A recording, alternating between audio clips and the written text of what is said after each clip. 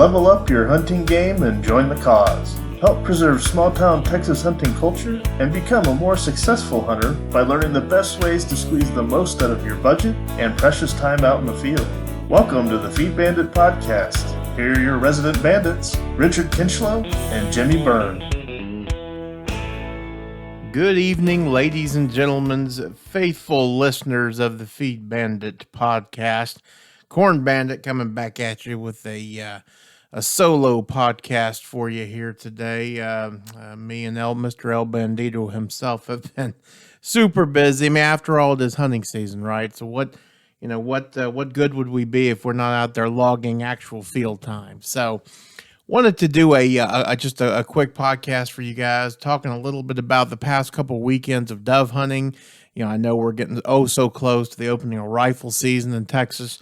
And of course, bow season in Texas is already underway, and hunting season in rifle and bow in some states is already going as well. But I feel that I am blessed and obviously in a way to be able to go out there and hunt as much as I do, especially when it comes to dove. And I think dove are one of the underhunted species in the country, really. So I like to do my part to talk about what I'm seeing out there in the field, and hopefully you all will be able to take some of the information and duplicate it on the place you hunt.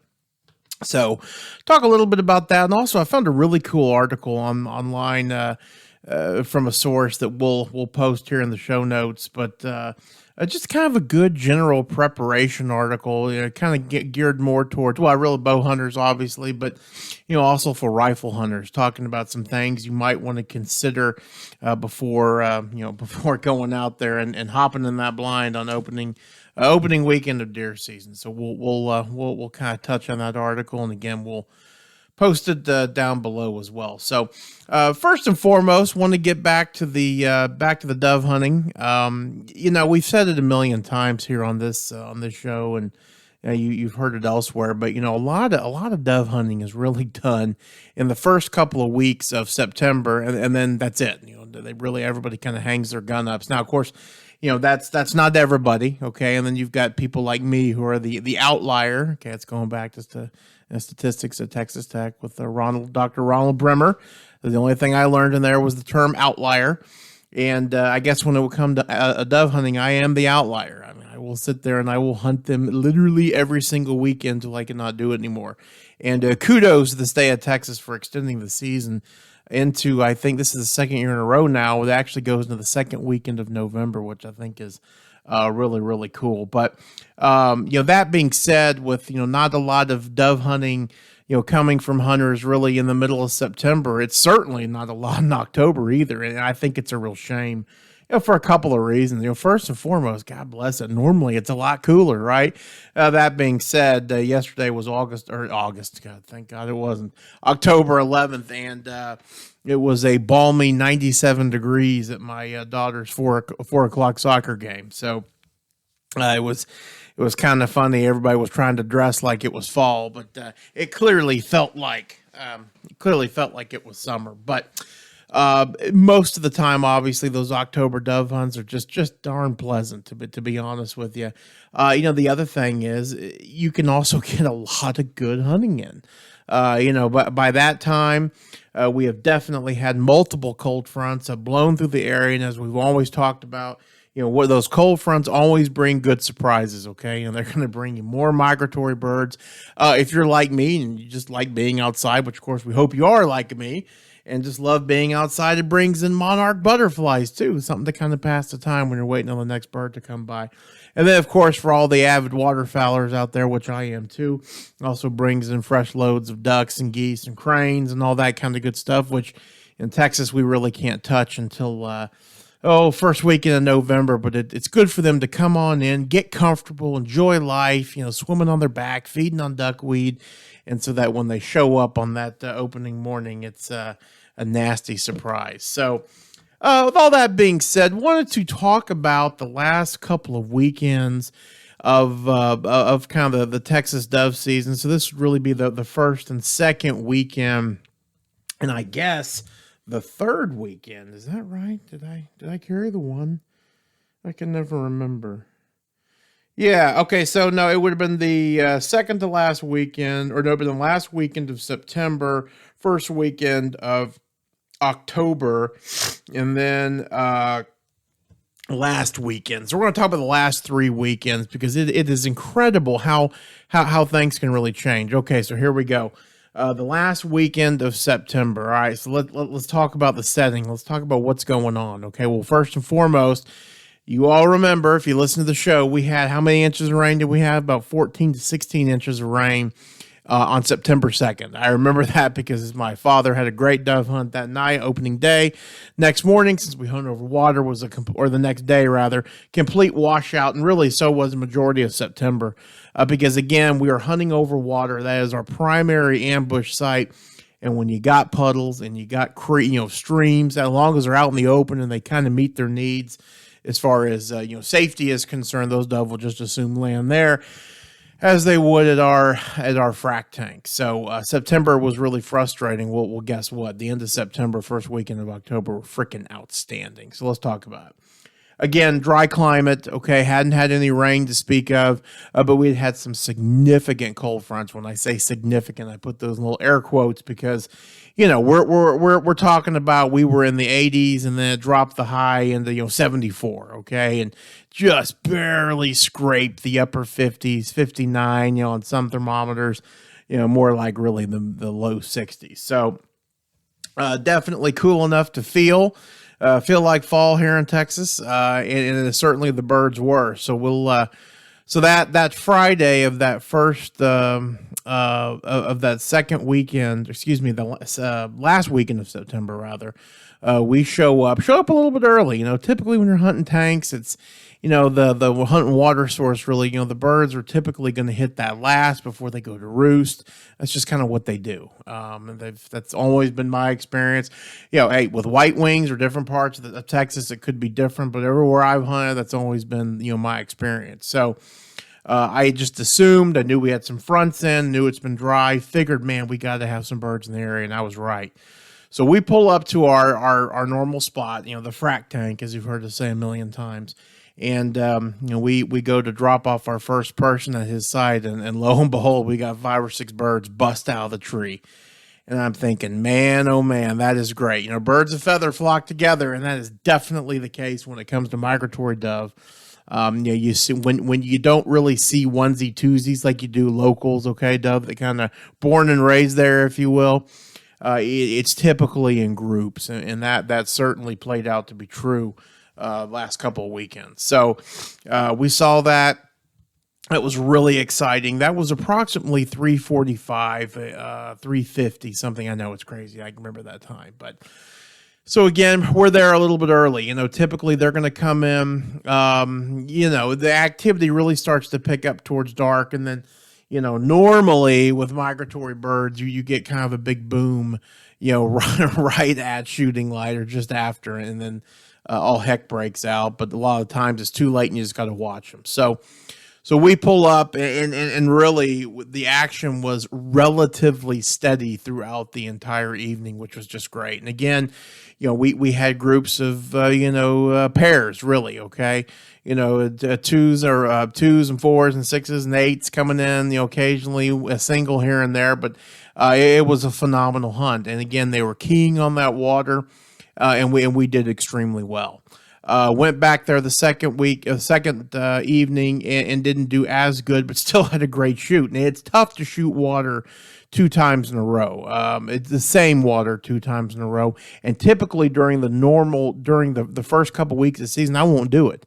I will rest it because I know that we haven't had any new influxes of birds. I don't want to be re-educating somebody that I shot at the night before and missed, because you shoot at them again, chances are they could be gone. They could be gone that first time you shoot them and miss them. So, but during the migratories, there's so many of them sometimes that I'll hunt a tank twice. So. Let me tell you what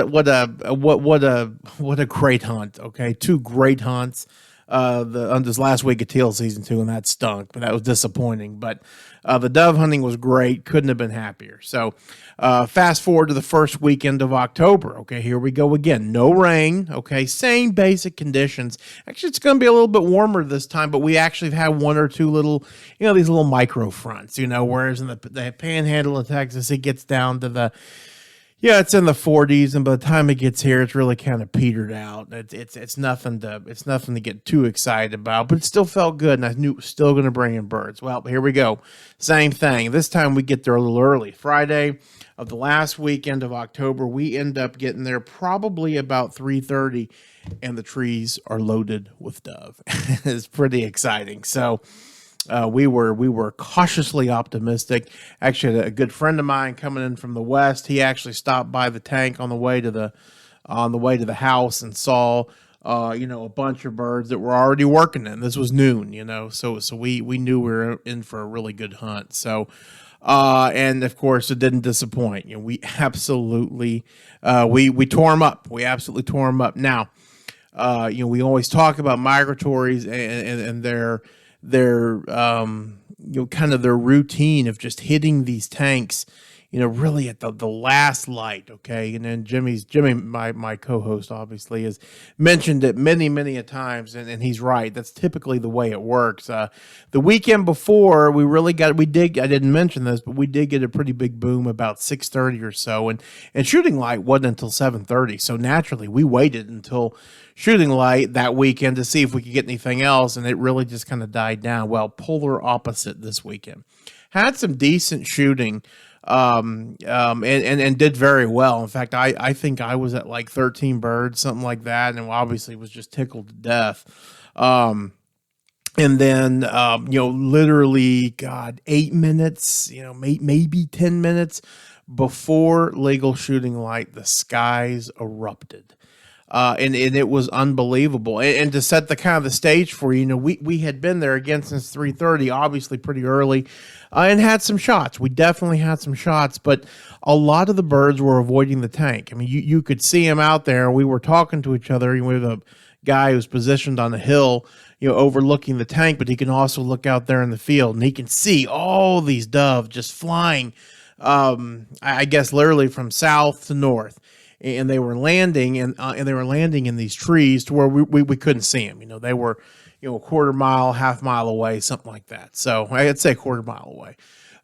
So we knew they were there, and really the whole evening we'd have some come in and shoot, and then they'd head toward these trees, and or if they didn't come in, they would head towards the trees, and so they were stacking up out there, and that's exactly what they were doing, is they're staging. We've talked about with dove. Dove love to sit there and just kind of chill before they make their next move. It's kind of a loafing is really what it is. And so we had birds starting from 3:30 in the afternoon that were going to these trees, and they were just sitting there. We could see, and so it was less than a quarter of a mile now I think about it, because we could see if they would fly down, because we could see them get out of the trees, and they were literally just sitting there doing nothing, just hanging out in the shade. And sure as hell, here it comes. So shooting light, I think that weekend was about 7:30, something like that. So I would say at 7:20, 7:21. I mean, to be exact, I looked at my phone. Here they come. We're all kind of yelling, get ready, here they come, and it was amazing. They were dive bombing this tank, and it was an absolute war. It was awesome. Okay. It wasn't Lubbock. It wasn't Argentina, but you know what? It was damn fun. It was worth the wait. And I think the coolest thing is I did actually end up limiting the first day, and we left them flying. I'm sitting there picking up my gear, and there's just nothing more exciting than just watching hordes and hordes of dove come in there. And I always say it's good luck to leave the hunt, leave them flying, and that's certainly what we did. So again, an October hunt, migratory birds, dry conditions, coming into that water source. It was phenomenal. Well, during that hunt, my dear friend who was on the hill, he was looking over towards another pasture that we own, and it's full of sunflower, full of native sunflower. Now, I hadn't mowed it yet.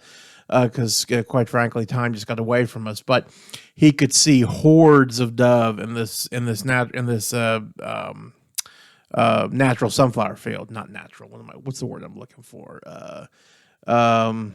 Anyway, you know what I'm saying. We didn't plant it. In other words, a wild sunflower. There we go.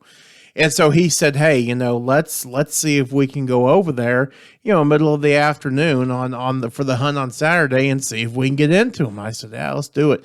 And the conditions were going to be pretty good because it was definitely going to be warmer. The wind was going to be a little bit less, which is nice. And so we said, "Okay, we'll drive. We'll take the long way, and we'll drive over there. And we'll park in the shade." And that's our goal, to leave the house about 2:30. So we do that, and we take our time getting over there, and we're checking other tanks and fields and whatnot while we're driving over there, and just nothing. We end up getting to this field and parking under the tree, and we stayed there for probably 2 hours just watching for dove, hoping to see, some gigantic big burst cloud of migratory dove, and we just didn't see a damn thing. It was just crazy. And again, just that's migratories. They're very unpredictable. They're like children. You never know what's going to happen.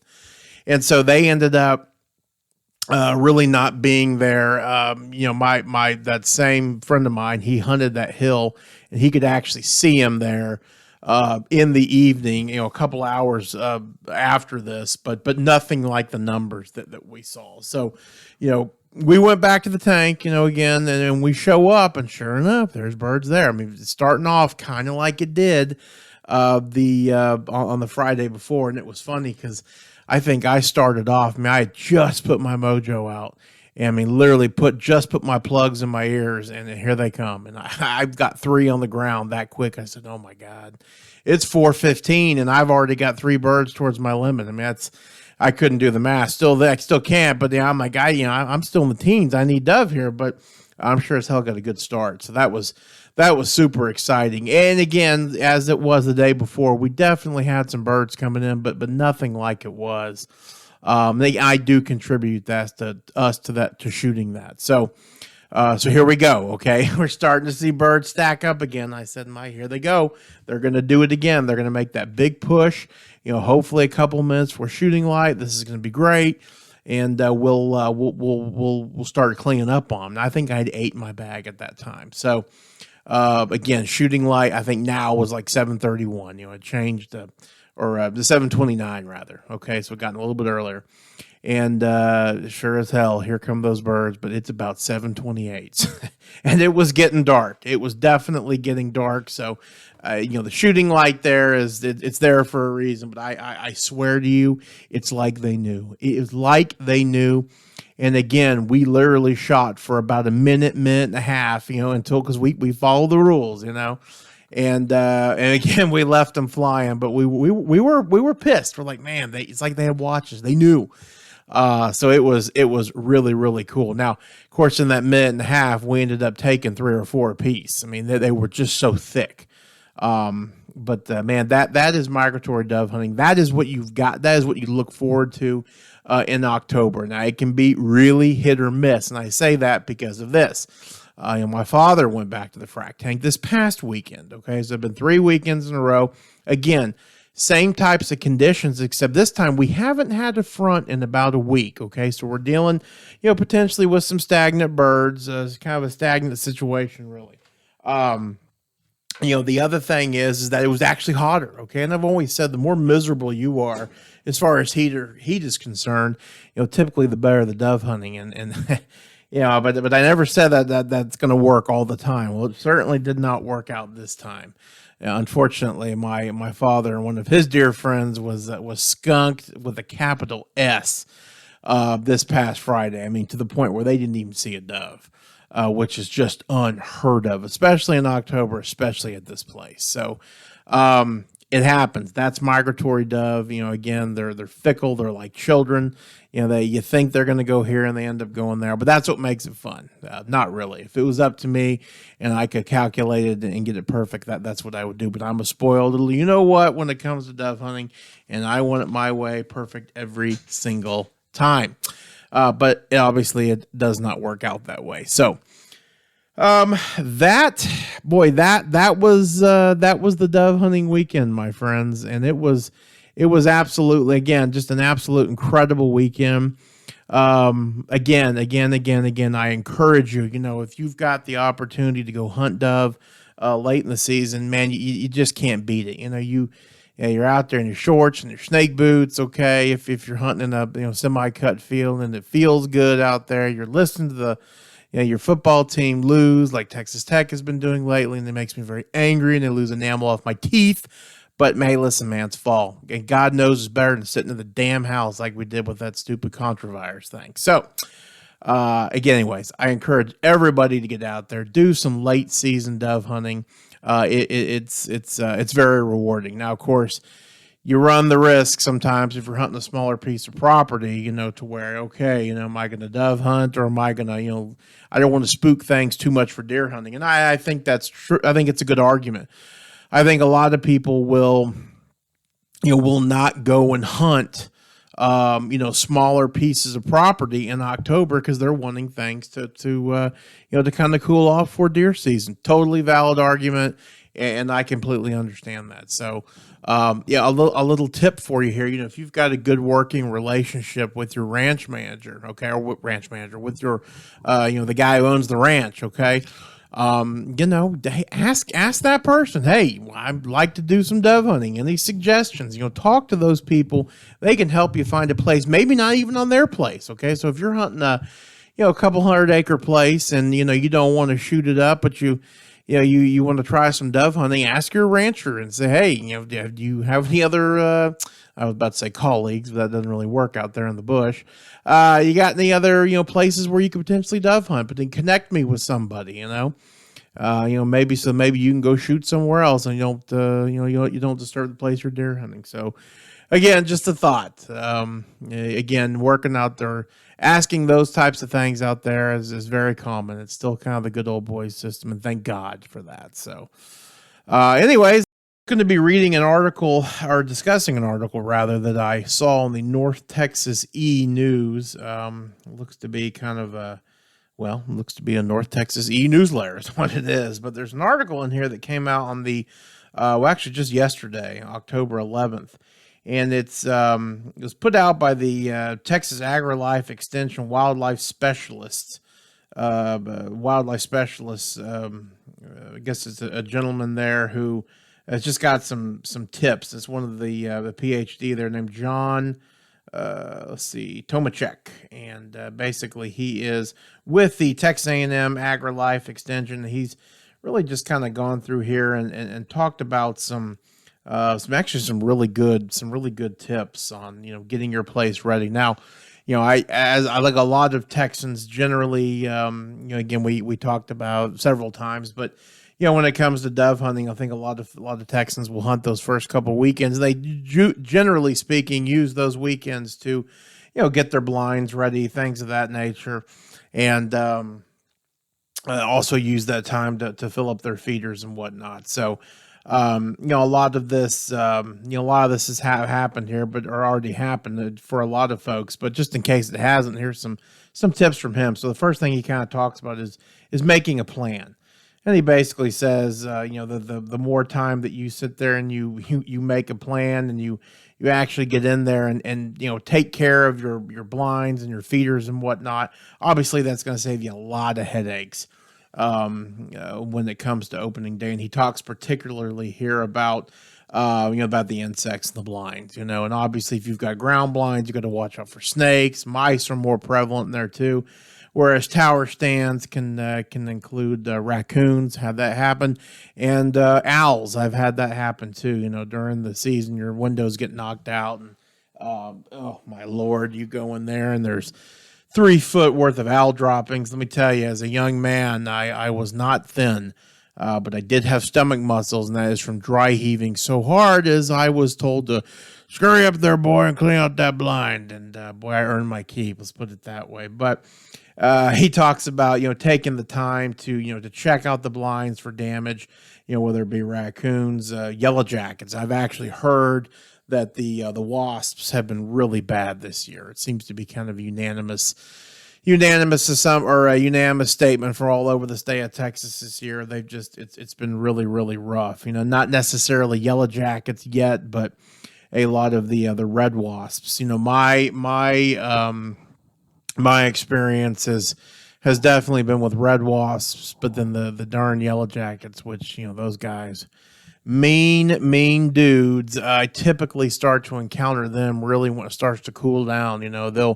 They kind of bury themselves in the insulation of those blinds, and when it's cold outside and cold in the blind, once you get in there, you start warming up. The walls start to creak, and let me tell you guys, and guys and gals, it's just not fun. In fact, my daughter has been stung.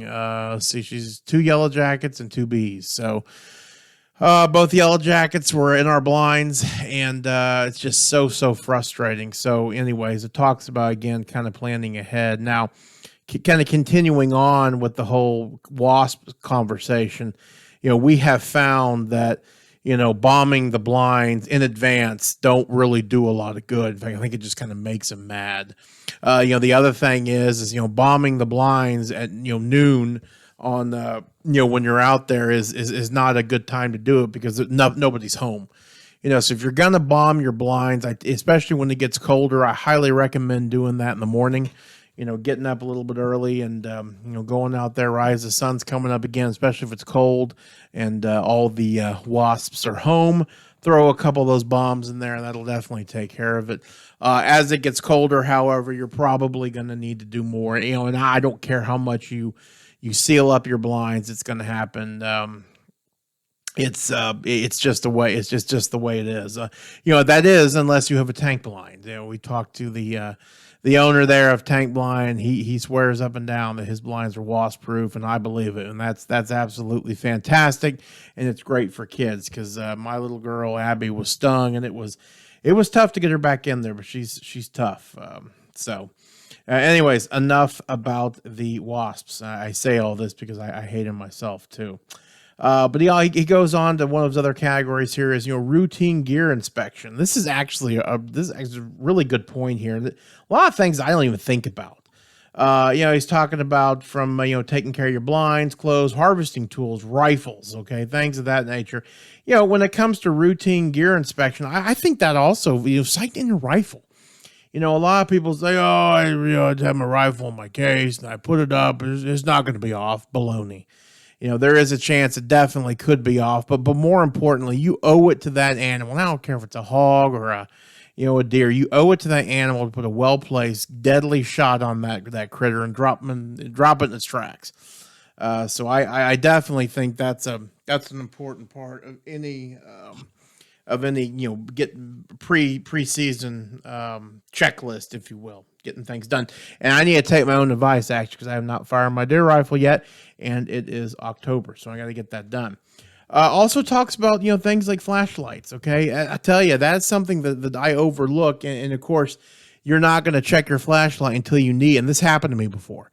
Nowadays when we got the iPhones and the batteries and the backup batteries, we kind of take flashlights for granted, but you cannot beat a good flashlight, especially, God forbid, you got a wounded deer out there. I think it is absolutely essential. And he kind of talks about that here, about making sure you've got a properly working flashlight, and that's for duck hunting too. My headlamp, it just eats up batteries, drives me crazy. 3 batteries every freaking time. And so I just routinely do that. Well, I need to check my light that's in my deer bag too, because definitely need to take care of that. Let's see, what else does he talk about? Yep, so he talks about shooting your bows, shooting your rifles, making sure it's a quick, clean kill. Totally agree with that. Obviously talks about safety. For those of you who use climbing sticks, platforms, harnesses of any kind. Check and make sure the rusts are there. If you're using tripods, okay, for God's sakes, make sure they're okay. I've have some firsthand experience. I wasn't there, wasn't a friend, but it was a friend of a friend who had a horrific accident off of a tripod in West Texas, and fell off a tripod. And I'm not going to go into anything about it, but it was horrific.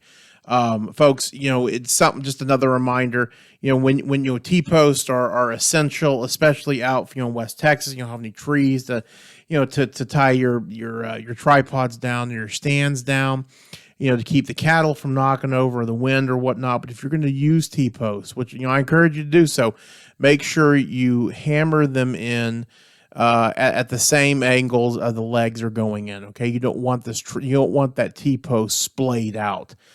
Make it a part of the leg. Okay. I'm going to keep it at that, but we'll keep talking about that one for years to come because it's absolutely essential.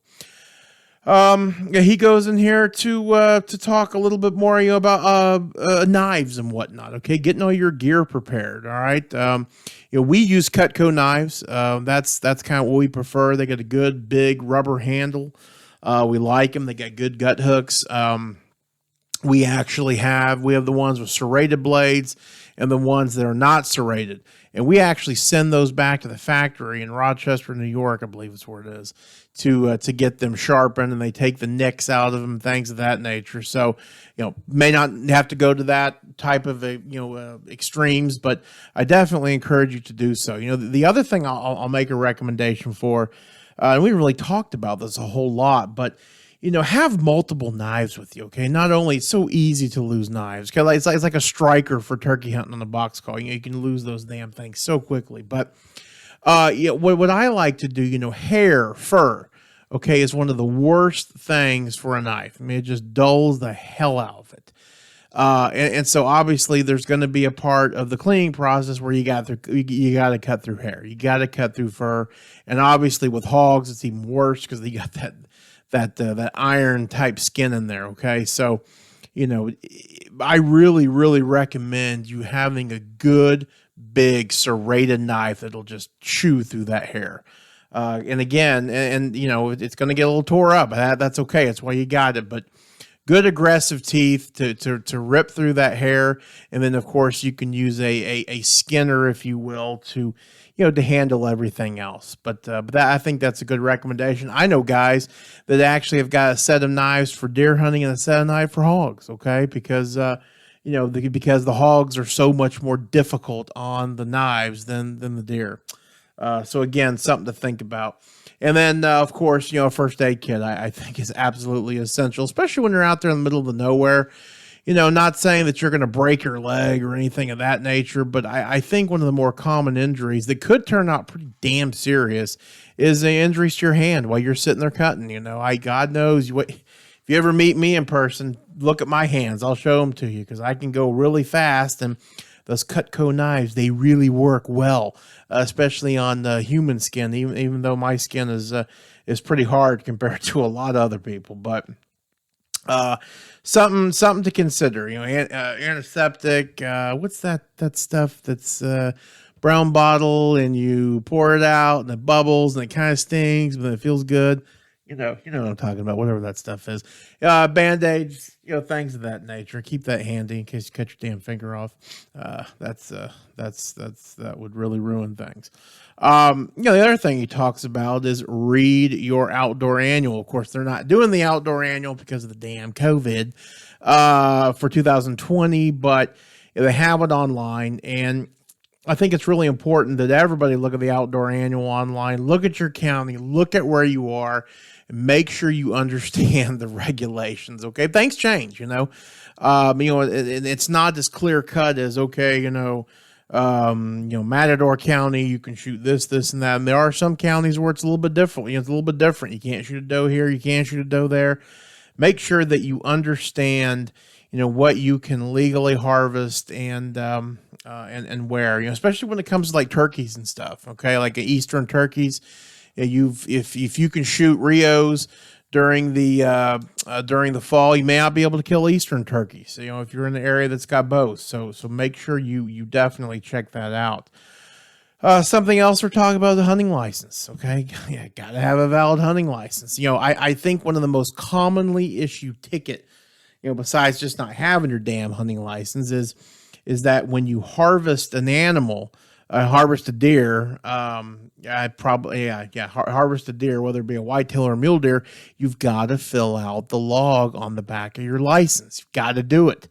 And I think that I heard somewhere that was one of the most commonly missed things the past couple of years, and it is relatively new. It's definitely relative. It's a newer thing, and of course that does not apply for those of you who are hunting on the managed land deer permit ranches (MLDP), because they keep a log of that. So definitely, keep an eye on that. Obviously, the easiest way to have a ruined hunt is to not have the proper tag. Something else, talking about tagging animals. A lot of people, when it comes to securing the tag to the animal, I think a lot of people, I'm guilty of doing this. We'll just try to find, oh God, I need to find this. I need to find a piece of wire, or you go in there to the bread basket and grab the little twist tie. Go prepared, man. Take a zip tie with you, and use it that way. And I've been on a couple of ranches where they actually take the shell that you harvested the animal with, and they put the tag inside the shell, and then they actually duct tape it to the antlers, which obviously is a real foolproof way of making sure you do not lose that tag. I mean, that is absolutely essential. One thing I kind of missed here, but I think is super important is talking, especially in the early season, is coolers, ice chests and whatnot.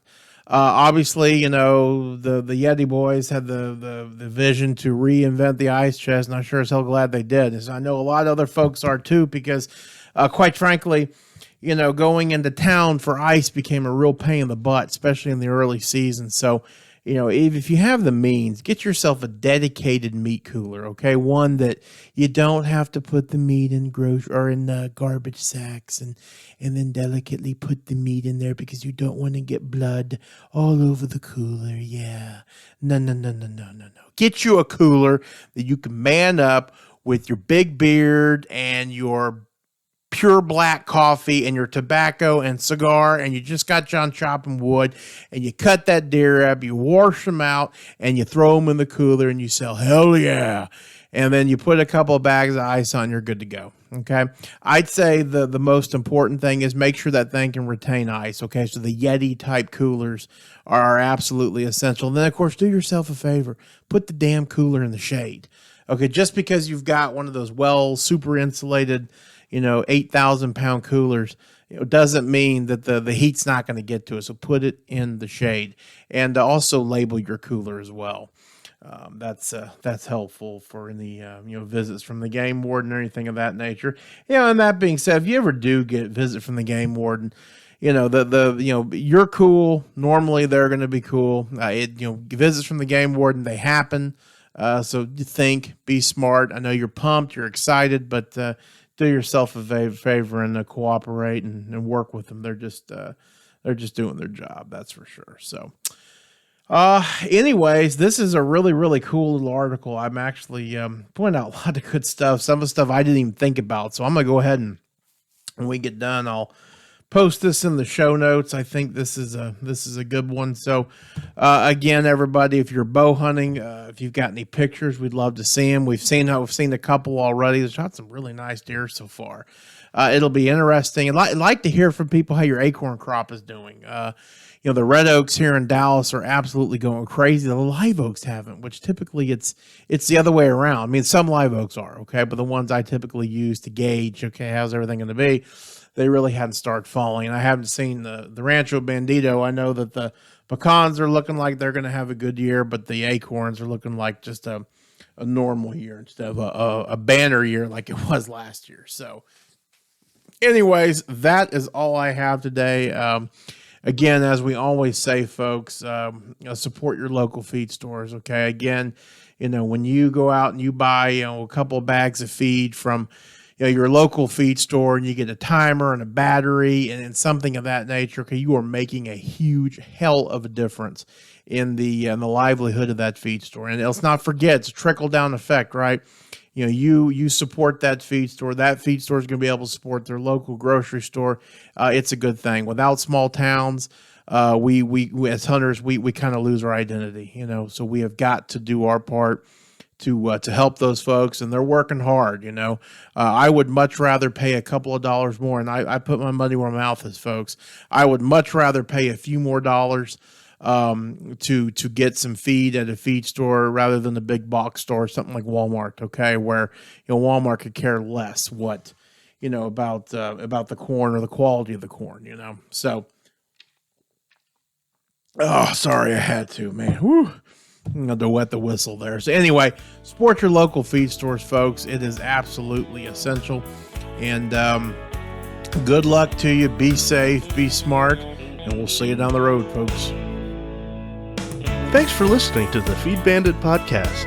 If you like what we discuss on the show, be sure to sign up to our email list to get even more killer hunting ideas, tips, tricks, and exclusive deals on innovative hunting gear and services delivered straight to your inbox. Sign up over at feedbandit.com or simply by texting the word bandit to 33777. See you on the next one, and remember, support your local feed store.